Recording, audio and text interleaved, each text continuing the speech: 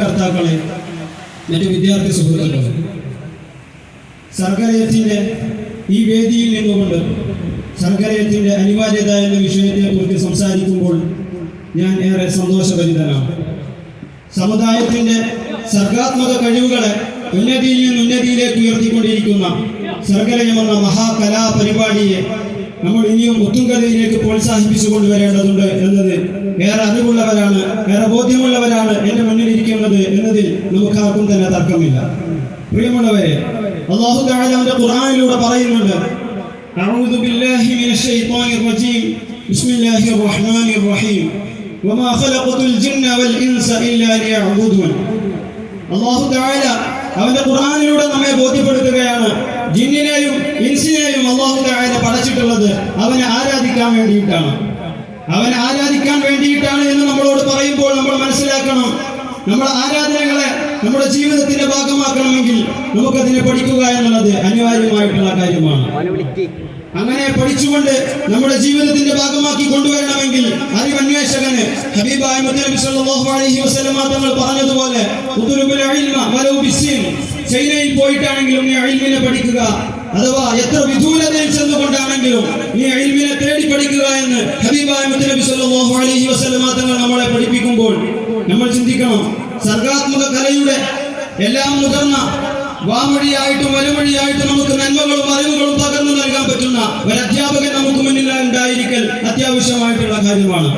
അങ്ങനെ ഒരു അധ്യാപകനിലൂടെ വാമൊഴിയായും വലമൊഴിയായും മറ്റു സർഗാത്മകമായ കഴിവുകളിലൂടെയും നമ്മിലേക്ക് അറിവുകൾ പകർന്നുകൊണ്ടിരിക്കുമ്പോൾ മാത്രമാണ് എന്ന് പറഞ്ഞ അഅ്മാലുകളുടെ ലോകത്തിലേക്ക് നമുക്ക് കടന്നു ചെല്ലാൻ സാധിക്കുകയുള്ളൂ. ആധുനിക ലോകം അറിവിന്റെ ഉത്തുംഗതയിൽ നിൽക്കുന്നുവെങ്കിലും ഹബീബായ മുത്തനബി സല്ലല്ലാഹു അലൈഹി വസല്ലം തങ്ങളുടെ കാലത്തും അറിവിന്റെ ഉത്തുംഗതയിൽ നിൽക്കുന്നുവെങ്കിലും രണ്ട് കാലഘട്ടത്തിലും നമ്മൾ ചിന്തിക്കേണ്ടിയിരിക്കുന്നു, നന്മയുടെ അറിവുകളാണ്, മൂല്യബോധമുള്ള അറിവുകളാണ് നമ്മുടെ കാലഘട്ടത്തിൽ എന്നും നമുക്ക് മുന്നിലേക്ക് വാരി വിതരപ്പെടേണ്ടത് എന്നത് നമ്മൾ ചിന്തിക്കണം. നബി സല്ലല്ലാഹു അലൈഹി വസല്ലം തങ്ങൾ 6-ാം നൂറ്റാണ്ടിന്റെ അന്ധകാരത്തിന്റെ അഗാധ ഗർത്തത്തിലേക്കാണ് വന്നു വീണിരുന്നതെങ്കിലും ഹബീബായ മുത്തനബി സല്ലല്ലാഹു അലൈഹി വസല്ലം തങ്ങൾ തന്റെ വാമൊഴിയായ കഴിവുകളെ കൊണ്ട് ജനങ്ങളെ നേർവഴിയുടെ അങ്ങേ തലത്തിലേക്ക് ഉത്തുംഗതയിലേക്ക് എത്തിച്ചു എന്നുള്ളത് നമുക്ക് ഏറെ ചിന്തനീയമായിട്ടുള്ള കാര്യമാണ്. കലയ്ക്ക് എത്രത്തോളം കാര്യമുണ്ട്, കലയിൽ എത്രത്തോളം ദീനിനെ വളർത്താനും പ്രകടമാക്കാനും ദീനിനെ അതിന്റെ ഉത്തുംഗതയിലേക്ക് എത്തിക്കാനും പ്രാധാന്യം അർഹിക്കുന്ന കഴിവ് കലക്കും പ്രാസംഗികമായ മറ്റു കലകൾക്കും സാധ്യമാകുമെന്നുള്ളത് നമുക്ക് ചിന്തനീയമായിട്ടുള്ള കാര്യമാണ്. ഒരുപാട് വിഷയങ്ങളിൽ നമ്മുടെ കേരളത്തിലും മറ്റു ലോകത്തിന്റെ വിവിധ ഭാഗങ്ങളിലും യുക്തിവാദികൾ യുക്തിസഹമായ വാദങ്ങൾക്ക് വേണ്ടിയിട്ട് തങ്ങളുടെ വാക്കുകളെയും തങ്ങളുടെ എഴുത്തുകളെയും ഉപയോഗപ്പെടുത്തുമ്പോൾ നമ്മൾ ചിന്തിക്കേണ്ടിയിരിക്കുന്നു, ഇസ്ലാമിന്റെ ഭാഗത്തിൽ നിന്നും നന്മകളുടെ എഴുത്തുകാർ, നന്മകളുടെ പ്രാസംഗികർ വരേണ്ടതുണ്ട്. അല്ലാഹു തആല അവന്റെ ഖുർആനിലൂടെ പറഞ്ഞില്ലേ, ജനങ്ങളെയോട് നിങ്ങൾ സംസാരിക്കേണ്ടത്, ദീനിനെ നിങ്ങൾ പ്രചരിപ്പിക്കേണ്ടത് ബിമൗഇദത്തിൻ ഹസന, നല്ല ഉത്തമമായ ഉപദേശത്തിലൂടെയാണ്, നല്ല ഹിക്മത്തുകളിലൂടെയാണ്, നല്ല തന്ത്രപരമായ അറിവുകളിലൂടെയാണ്. സാധാ പ്രസംഗങ്ങളെ കൊണ്ട് ഒരിക്കലും അറിവ് വിശ്വാസികളുടെ മറ്റുള്ളവരുടെ ഹൃദയങ്ങളിലേക്ക് അയഞ്ഞിറക്കാൻ സാധിക്കുകയില്ല.